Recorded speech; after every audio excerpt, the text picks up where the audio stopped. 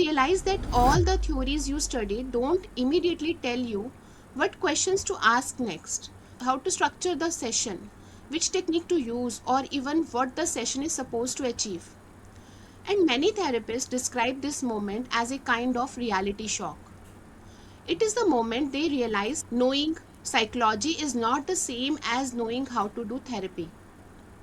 Therapy is a practical decision making process that happens in real time while interacting with another human being. And that requires a very different kind of preparation. It's similar to how a surgeon works. A surgeon doesn't memorize hundreds of random procedures and then decides which one to use based on guesswork. Therapy is a skill, and like any skill, whether it's surgery, music, or sports, you can't develop mastery just by studying theory. You need repeated practice, feedback, supervision, and reflection on real cases. These questions are not really about techniques, they are about structure and decision making. Therapists benefit from ongoing learning ecosystem that include practice, supervision, peer discussion and conceptual frameworks. Feeling uncertain in the beginning is not a sign that you are not capable. In many cases, it simply means that the training system you went through focused more on theoretical knowledge than practical therapeutic thinking. And that's a gap many therapists experience. But the good news is that therapy competence can absolutely be developed with the right approach. So, the first thing I usually tell therapists is that developing competence in therapy is a process. It doesn't happen automatically just because you completed a degree or a certification. Therapy competence develops through a combination of practice, reflection, supervision, and conceptual clarity.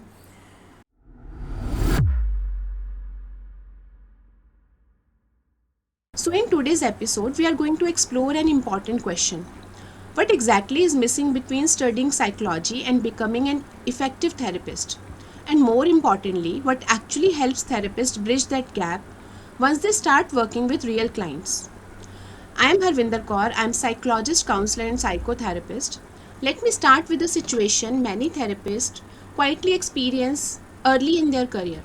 You complete your psychology degree, you have studied developmental psychology, abnormal psychology, personality theories, maybe even cognitive behavioral therapy. You have written assignments, cleared exams, and completed your internship. So, naturally, you feel reasonably prepared to begin seeing clients. And then, your first real client walks into the room. They sit down, look at you, and say, I don't know where to begin. My life just feels stuck. And suddenly, something unexpected happens. You realize that all the theories you study don't immediately tell you what questions to ask next, how to structure the session, which technique to use, or even what the session is supposed to achieve. And many therapists describe this moment as a kind of reality shock. It is the moment they realize something important. Knowing psychology is not the same as knowing how to do therapy. And interestingly, this experience is not limited to one country or one type of training program. Therapists across the world often talk about similar gaps in their preparation. For example, very limited opportunities to practice real sessions, internships that involve more paperwork than client work, subjects often taught by academicians rather than practicing therapists. They little very little supervision or mentorship once training ends, and almost no structured peer groups where therapists can discuss real cases. So, in today's episode, we are going to explore an important question. What exactly is missing between studying psychology and becoming an effective therapist? And more importantly, what actually helps therapists bridge the gap once they start working with real clients? I have with me Nitin Shah, co-founder of ICHARS, Meet Goals, and ICHARS Support Foundations, who has helped thousands of psychologists and coaches develop advanced practitioners' skills through structured trainings, mentorship, and supervision. Nitin, this is something you have probably seen quite frequently while working with therapists across different training programs. Why do so many therapists feel this gap when they begin practicing? This is actually a very common experience. And one of the first things I usually tell therapists when they talk about this is not because you lack intelligence or capability. In most cases, it happens because the training system itself is structured very differently from the actual work therapists are expected to do. Most psychology programs are designed to teach about psychology, which means they focus on theories, research, diagnostic frameworks, historical perspectives on different approaches. All of that knowledge is useful. But therapy itself is not just an academic subject. Therapy is a practical decision making process that happens in real time while interacting with another human being. And that requires a very different kind of preparation. Yeah, that distinction is interesting because when students enroll in psychology programs, many of them assume that by the time they graduate, they will naturally know how to work with clients. But what you are saying is that the system was never really designed to build that specific skill set. Exactly. And to be fair, academic institutions serve a very important role. They help build conceptual understanding and scientific thinking. But when it comes to therapy practice, there are several critical elements that often don't get enough attention. For example, one of the biggest gaps is practice. Therapy is a skill, and like any skill, whether it's surgery, music, or sports, you can't develop mastery just by studying theory. You need repeated practice, feedback, supervision, and reflection on real cases. But many therapists graduate having conducted very few supervised sessions, sometimes none at all. So, when they start working with clients independently, they are essentially learning therapy while already being responsible for real people. And I imagine that can feel quite overwhelming because suddenly the responsibility shifts. It's no longer an assignment or a case study, it's a real person sitting in front of you expecting help. True. And when that happens, many therapists begin asking themselves questions like, am I doing this correctly? Should I be using a technique right now that I'm not using? Why is the client repeating the same story every session? Why is the client saying they want change but not actually doing anything about it? These are the kind of questions that therapists often, within the first few months of practice, encounter. And if they don't have supervision or mentorship during that period, they may assume something is wrong with them. But the reality is that many therapists go through this phase. And this is where another issue comes up, the quality of internships. Because many therapists expect internship to prepare them for practice.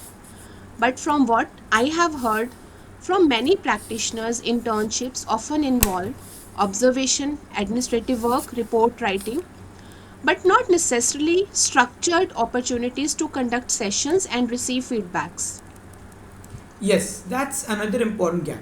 Internships are supposed to be the bridge between academic learning and real practice. But if interns are primarily doing documentation or observing senior clinicians without actually practicing themselves, the learning remains incomplete. Plus, in the Indian scenario, in most cases, internships are more about creating content, recording videos, taking care of social media for mental health awareness. These, while may be useful, are not really going to add any additional practitioner skills for the students. So, what really accelerates therapist development is when they can conduct sessions, discuss those sessions with supervisors, analyze what worked and what did. That reflective learning process is extremely powerful and is what is missing. Additionally, I think another factor that often comes up in these discussions is the lack of peer learning environments.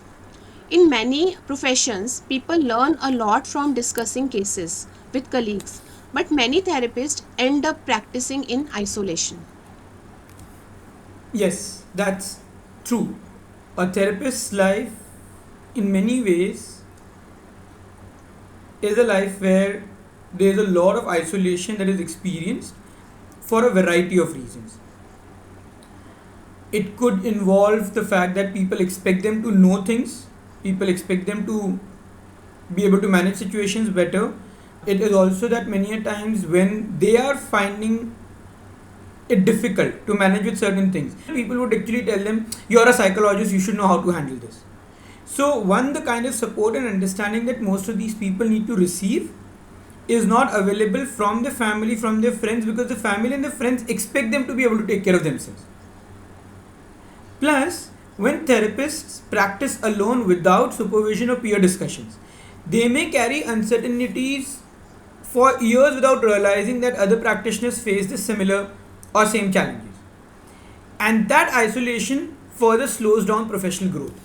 Because therapy is a field where shared reflection and discussion plays a very important role in developing deeper insights. So, if we step back and look at everything we have discussed so far, it seems like the gap is not just about missing techniques.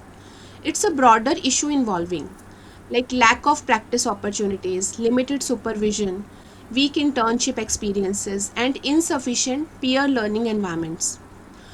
But I also get the sense that there is something even deeper here because even therapists who attend many workshops and learn multiple techniques, something still feel uncertain in sessions. So what do you think is the deeper issue beneath all of this? So, that is a very important observation because what many therapists do when they start feeling uncertain is that they assume the problem is lack of techniques, which is a part of the problem, but it's not the complete problem. So, their natural response when they feel lack of techniques is the problem is to attend more and more workshops. They would learn CBT techniques, NLP techniques, trauma techniques, mindfulness techniques. They will do probably every other course that comes in the market, which promises them that after this course they will be able to work with clients effectively. And for a while, after attending these workshops, the concepts, the techniques that they've learned does feel helpful. But then after some time, many therapists realize something very interesting. Even after learning many techniques, they still find themselves asking the same questions in sessions. Which technique should I use right now? And that question itself tells us something important. In fact, you would also notice that the more courses a practitioner undergoes, at times the more confused they feel. Because while now they have a series of techniques available with them, but they're still struggling with the question which to use, when, and where. That the therapist is still unsure about the decision making process. Exactly. And because therapy is not simply about applying techniques, if therapy worked that way, then every client with the same diagnosis would respond to the same set of techniques. But in real practice, that's not what happens. Two clients may both come with anxiety, but their underlying dynamics could be completely different. One client may be struggling with unresolved emotional experiences, another client may be dealing with conflicting values. A third client may simply lack clarity about what they actually want in life. So, the therapist's role is not just to apply techniques. The therapist's role is to understand the structure of the client's problem, and once that structure becomes clear, the appropriate intervention becomes much more easier to identify. That makes sense. Because otherwise, therapy becomes a kind of trial and error process. The therapist tries something, waits to see if it works, and if it does not, tries something else. Yes, and that can be frustrating for both the therapist and the client. One of the things we often notice when therapists join training programs at ICHARS is that many of them come with exactly this experience. They've attended multiple courses, they've learned several techniques, but they still feel uncertain about how to organize a therapy session. For example, therapists often ask questions like, what should happen in the first session? How do I move the client towards change? How do I know whether therapy is progressing? Why does the client keep repeating the same story every session? Why does the client know what changes to create, but they're still not able to create those changes? These questions are not really about techniques, they are about structure and decision making. So, the missing piece is not necessarily more techniques, it's a way of thinking that helps therapists understand what's happening in the session. Exactly. What therapists really need is structured therapeutic thinking. That's not to say that techniques don't help, because techniques become a reference point, a template which can help practitioners understand how to structure their thinking process, right? Which then means having a clear mental framework that helps answer the following questions is important. What stage of process the client is? What is the client actually trying to achieve? What is currently preventing the change they want? What should the therapist focus on in this session? When therapists begin to think in this structured way, something interesting happens. The number of techniques they need actually may become smaller. More importantly, they have the ability to create new techniques when required. This is because now the therapist knows why a particular intervention makes sense at a particular moment and what changes to make in the existing interventions they have to make them more powerful and more effective by customizing it for the client's requirement. So that's interesting because it flips the usual assumption. Many therapists think confidence becomes from learning more techniques. But what you are saying is that confidence actually comes from understanding the structure of the process. It comes from knowing more techniques and understanding the structure of the process. And like I said earlier, techniques become a reference point for practitioners to learn more and more about the structure of the process. Now, once the therapist understands the process of change, techniques become tools rather than solutions. It's similar to how a surgeon works. A surgeon doesn't memorize hundreds of random procedures and then decides which one to use based on guesswork. The first thing that they understand is the underlying condition. Once the diagnosis and the structure of the problem are clear, the appropriate procedure becomes obvious. In therapy, frameworks serve a similar purpose. They help therapists organize complex psychological information into a structured process. And I imagine that's where structured frameworks begin to play an important role because they provide a map for the therapist. Yes, exactly. Frameworks help therapists move from asking which technique should I use to asking where exactly is the client stuck in the change process, and once that becomes clear, the intervention naturally flows. Could you please expand on that a little? What does structured thinking actually looks like in practice? Sure. Let's start with a simple observation about therapy sessions. If you look at many therapy conversations, especially when therapists are just starting out, the session often becomes something like this.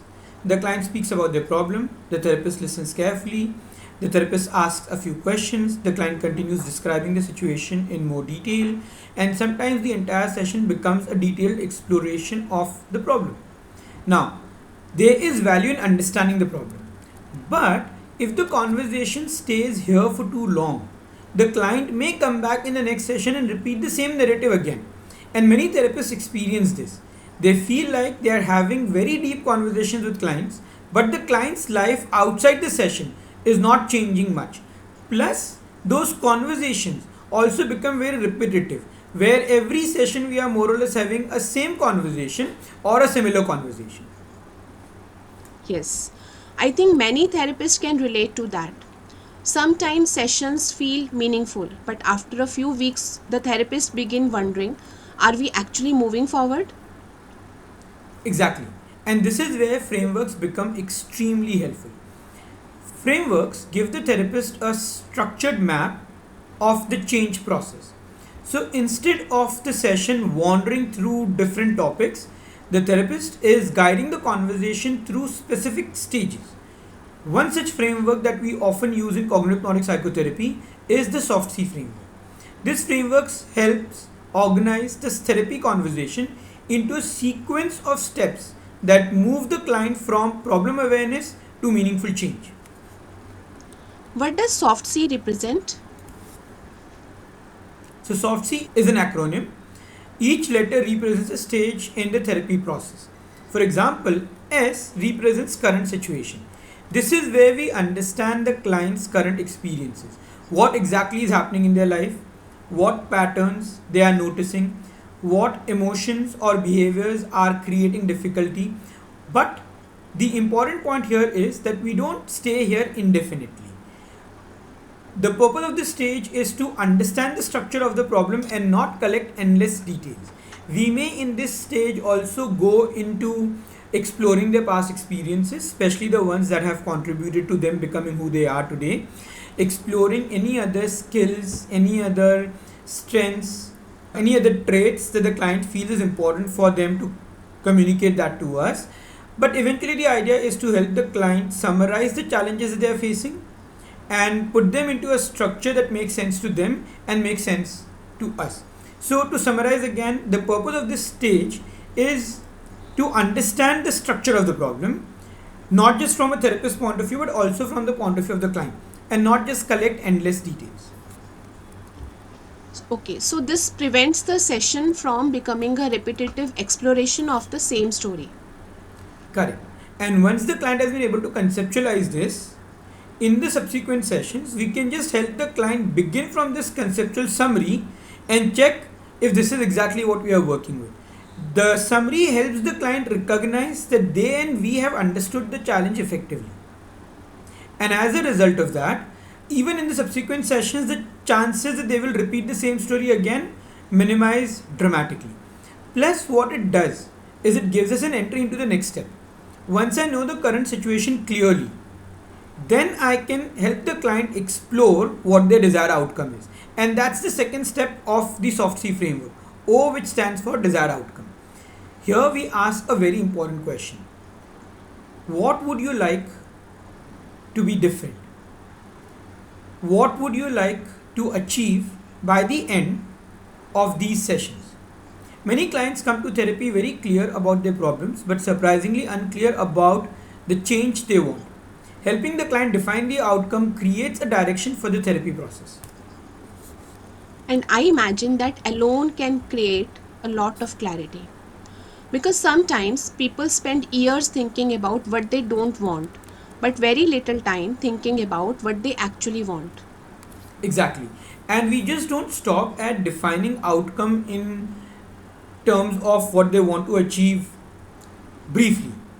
The next step expands this outcome further into detailed, tangible, observable future. So the third step in the framework becomes future. This is a very powerful step. Here, the client describes what their life would look like if the outcome they want actually becomes real. What would be different in their behavior? What would change in their relationship?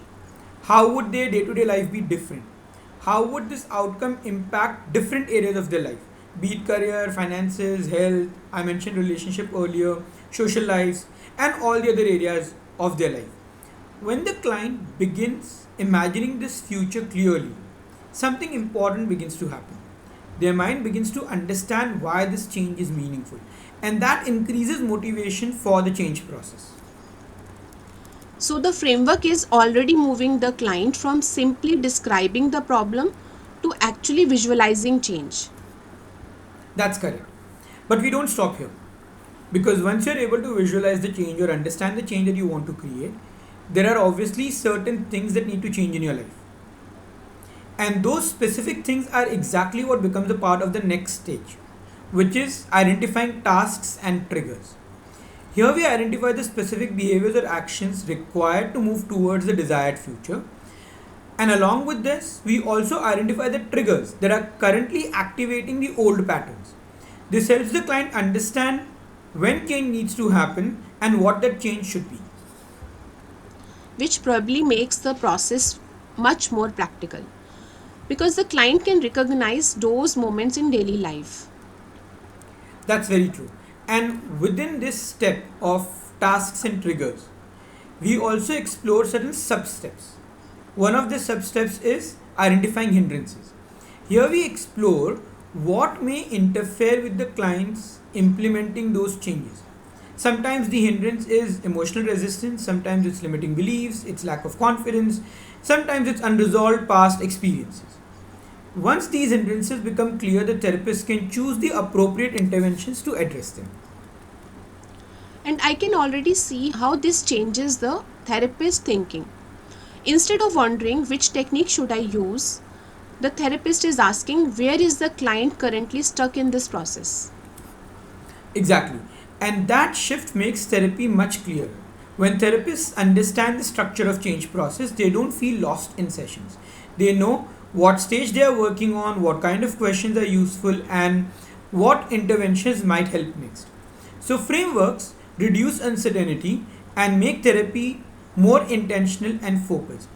Just to complete this soft C bit, once the client and the therapist understands what their hindrances are, and the therapist starts using the appropriate interventions to address those hindrances, we move forward into also helping the client incorporate these changes in their day-to-day life on a more unconscious level. So, in many ways, we are aligning the conscious and the unconscious with the client's desired objectives and the client's desired changes. And for that, we have a suggestion or a summary statement that becomes like a reminder for the client for all the changes that they want to create in their life.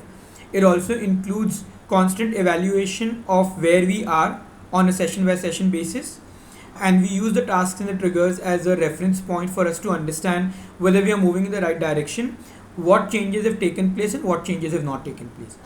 Also, in the process of creating change, we are careful to not create change or not make an attempt to create change in the client's entire life together, because that may be too big a change for the client's system to digest.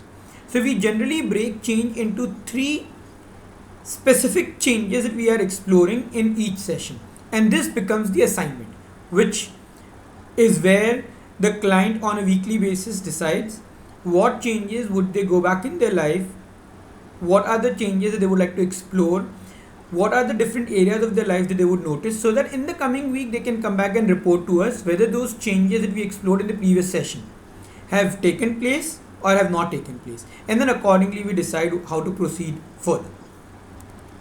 So far, we have explored why many therapists feel unprepared when they begin practicing. We talked about things like limited opportunities for real practice, internships that don't always involve client facing work, lack of supervision or mentorship, and the tendency to keep collecting techniques without a clear decision making framework. Given all of this, a very practical question comes up. For therapists who are already in practice or just starting their career, how can they bridge this gap? So, the first thing I usually tell therapists is that developing competence in therapy is a process. It doesn't happen automatically just because you completed a degree or a certification. Therapy competence develops through a combination of practice, reflection, supervision, and conceptual clarity. And we can probably look at a few practical elements that can make a big difference. Let's start with practice because that seems to be one of the biggest missing pieces in many training programs. That's absolutely true. Therapy is a skill that improves through repeated exposure to real conversations with clients. But practice alone is not enough. What really accelerates learning is practice combined with reflection. For example, after a session, a therapist might ask themselves questions like, what helped the client move towards their outcome today? Where did the conversation get stuck? Was the client clear about the outcome they want? Did I spend too much time exploring the problem and not enough time initiating movement towards change? These reflections gradually sharpen the therapist's thinking. I imagine that reflection becomes even more powerful when it happens in conversation with someone more experienced. Exactly. And that's where supervision and mentorships become extremely valuable. In many professions, medicines, law, architecture, supervision is a normal part of professional development. But in therapy, many practitioners start working independently very early in their career, which means they may spend years figuring things out through trial and error. Supervision can shorten that learning curve significantly because an experienced practitioner can often notice patterns that the therapists themselves may not yet see. And I think another important element you mentioned earlier is peer learning. Because therapy can sometimes feel like a very solitary profession. Yes, and that isolation can slow down growth. When therapists have opportunities to develop themselves by discussing cases with peers, something interesting can happen. They begin to realize that many of the challenges they are facing are not unique to them. For example, one therapist might share that a client keeps repeating the same story every session. Another therapist may talk about clients who say they want change but don't follow through. These discussions help therapists recognize patterns in clients' behaviors and explore different ways of working with them. Over time, these peer conversations become a very powerful learning environment. And I imagine this is also where structured frameworks help because they provide a common language for discussing cases. That's very true. When therapists use structured frameworks, the discussions becomes much clearer. Instead of saying my client is very complicated, they can say something like the client seems clear about the problem, but the outcome is still vague. Or the client has defined the outcome, but the hindrances seem to involve unresolved emotional experiences. And not just that, even when we are describing the client's problem, when we have a structure within which we can define the problem. For example, in soft C, we follow the framework I feel dash about dash when dash. So what happens is when the client articulates their problem in this structure, and as a practitioner I have to discuss this with other practitioners, with my peer group, then me and them both understand the structure of the problem and we can carry forward the discussion from there. Now, once the situation is described in a structured way, it becomes much easier to think about possible interventions and possible next steps. So, what we are really describing here is a different way of approaching therapist development. Instead of relying only on formal degrees or occasional workshops, therapists benefit from ongoing learning ecosystem that include practice, supervision, peer discussion and conceptual frameworks. True, because therapy is a profession where learning never really stops. Every client we meet teaches us something new about human behavior.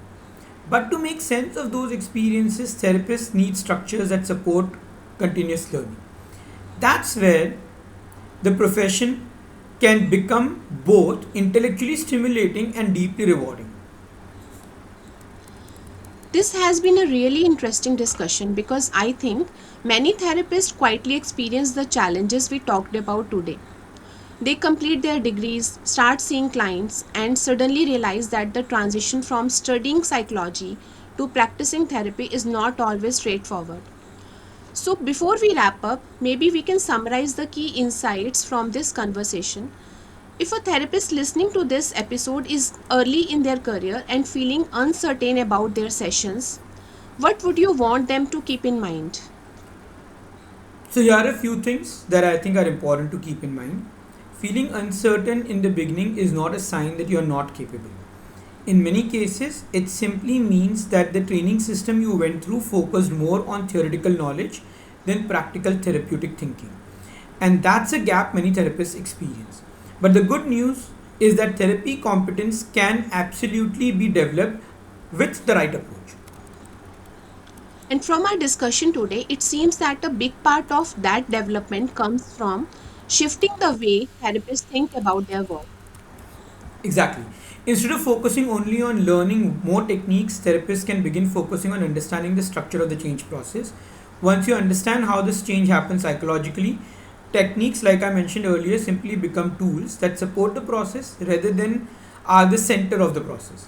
Frameworks help organize that thinking, practice helps refine it. Supervision and peer discussions help deepen it, and over time, therapists begin to see patterns much more clearly. And I imagine that's when therapy starts feeling different. Instead of sessions feeling unpredictable or confusing, the therapist begins to feel more clarity about what's happening in the conversation. Yes, and that's when the work becomes much more meaningful as well. Because when therapists develop structured thinking, they begin to notice things they may not have seen earlier. For example, they begin recognizing patterns in how clients describe their problems. They start noticing when a client is unclear about their outcome. They become more aware of emotional blocks or unconscious resistance. And once those patterns become visible, therapy stops feeling like guesswork. It becomes a much more intentional and thoughtful process. And I think that's an encouraging message for therapists listening to this episode because many people enter this profession with a genuine desire to help others. But the early years can sometimes feel confusing or overwhelming. Absolutely. And I would say this is important for therapists who are at that stage. Absolutely. And I would say this to therapists who are at that stage. Treat the early years of your practice as learning phase. Stay curious about your clients, reflect on your sessions, discuss cases with peers and mentors wherever possible, and focus on developing conceptual clarity about psychological patterns rather than simply collecting techniques. Over time, those experiences build depth of understanding that no textbook can provide you fully.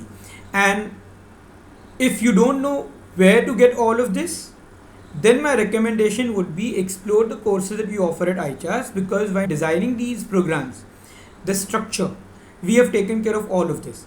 You get structured frameworks, you get large number of techniques, you learn how to modify those techniques to suit the requirements of the client. So while you have a structure that keeps you on track, there is enough flexibility in that structure to ensure that you can adapt to the client's requirements rather than the client having to adapt to you.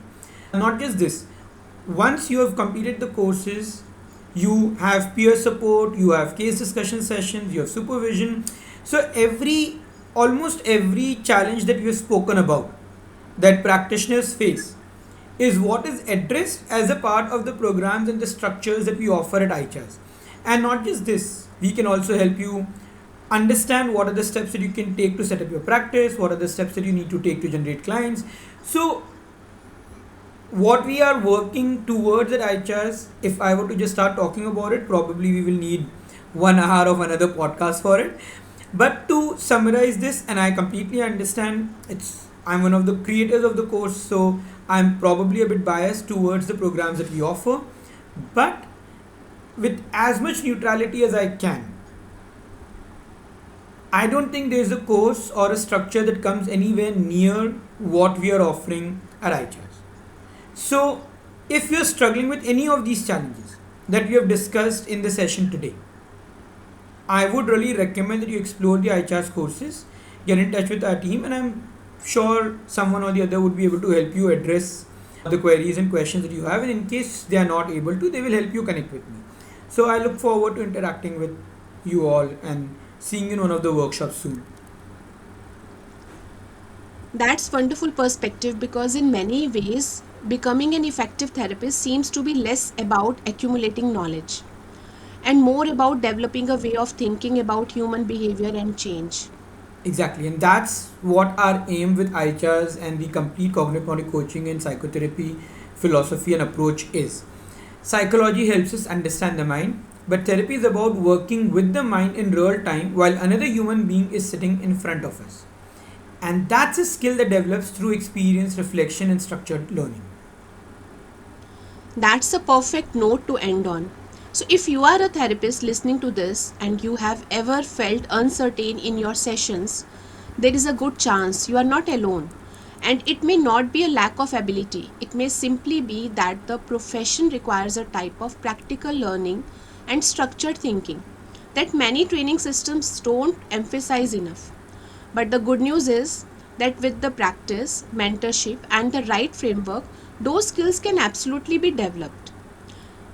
Nitin, thank you so much for sharing these insights today. My pleasure. It's always great to discuss these topics because they are so relevant for therapists beginning their journey. And thank you so much to everyone listening to Beyond Insights, Advanced Psychotherapy and Practice. If you found this conversation helpful, do share it with other therapists who might benefit from it. We will see you soon in next episode. We will Thank see